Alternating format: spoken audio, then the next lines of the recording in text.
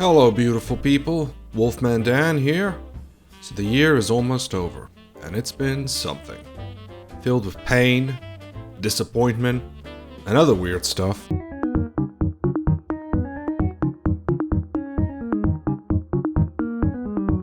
But with the holidays happening, why not play some stuff to get the last anger and frustration of the year out of your system? And while I realized the most obvious answer of what to play would be Doom Eternal, let's skip the big name games and look at some indies again. It's probably been one of the biggest years for them, with games like Noida, Spiritfarer, Rocky, and others I can't think of. Listen, it's year end. I got half a brain working and the other looking at another Steam sale. So instead of listening to how well the family is doing during another boring Zoom meetup, play these games instead. What's the most iconic element of Santa? His beard? His sleigh? Nah, it's the sack. So how about playing a game where you hit enemies with it? Into Spikes. Slasher's Keep is an amazing roguelite, which will eat hours away of your life and stress.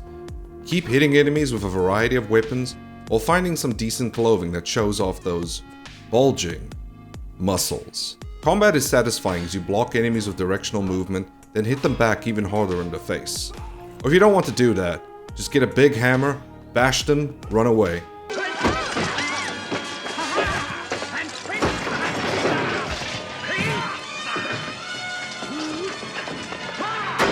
Like most dungeons, there are traps to impede your progress and some secrets to help on the way.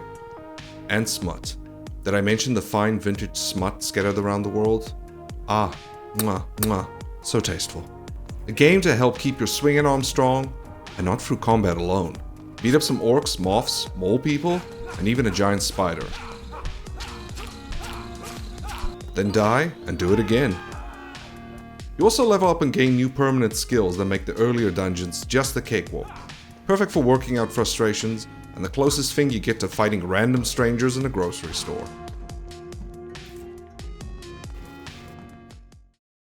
Be real with me here. The holidays are all about binging on food, and what's a tastier snack than ginger biscuits? Or human. Carrion is all about eating. The snacks here range from scientists, soldiers, and even cubicle workers. The most succulent of treats. Grow thicker and slimier into a giant amorphous blob of pure hunger.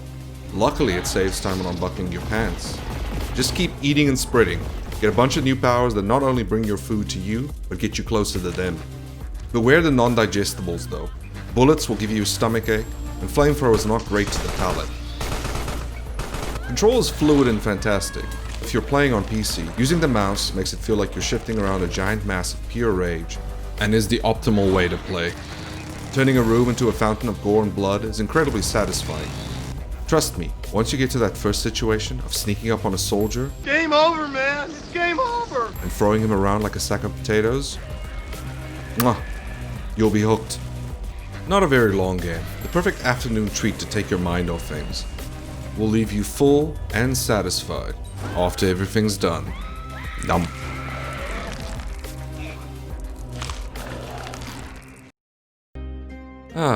After all that binging, it's time for a bit of exercise. What better way to lose some weight than wielding a giant hammer? But it's not a real workout if you don't diversify your sets. Bring out some sickles, the sword, and spear. Really get those pectorals burning. Every weapon feels unique and needs some practice to use properly. Whether it's working out the speed or weight it adds to your character, you can feel it through the swings, but luckily, there are more than enough enemies to train on. Beat down some undead, and if you're lucky, take down multiple enemies in one blow. Work your way through the tombs to get that body sweating, rippling, and hot. After a few sessions, you level up and learn some new skills like a powerful charge attack, which makes kicking enemies away much easier. And believe me, you don't want to skip leg day.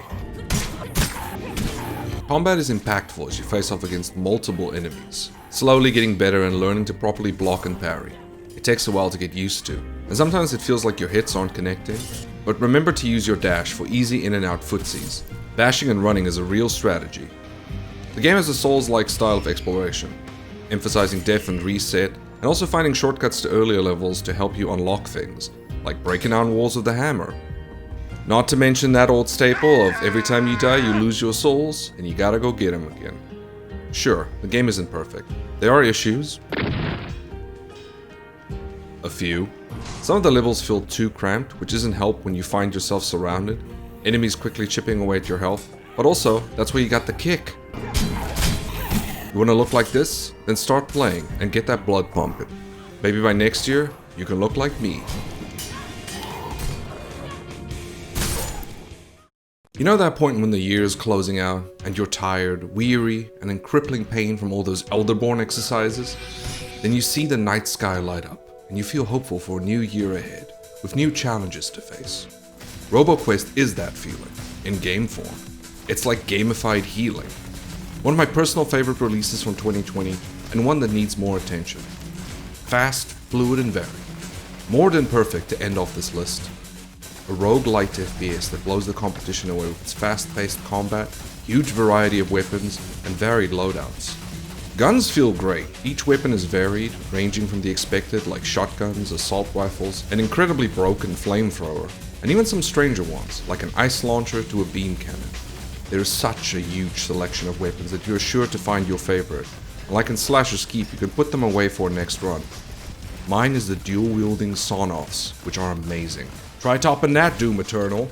Groovy. Mix all those weapons with fast movement and large rooms that also accommodate mobility. You're gonna have a great time going from area to area, fighting a bunch of varied robots. But show them who's boss by Mario jumping on their heads. The game has 2 acts so far, both broken up into 2 subsections and ending with a boss. You will get used to replaying them and spending hours unlocking new classes, weapons, and ability upgrades. Like a jetpack that allows you to float in air and makes for some awesome airborne combat. Combat is so much fun that you forget about all the min-maxing stuff, and the hours just fade away until you get as much out of the game as you can. Good news though, there's more to come. Hey everyone, Dan from the future here. Quick note, as of making this video, a new giant patch came out, which is called the Major Winter Update, and that has added a new boss, new area, 5 whole new weapons, and changes to progression. What is this map? This is amazing! Needless to say, I really enjoyed the new stuff. A really incredible gem that will let you end the year with a giant smile on your face. Check it out.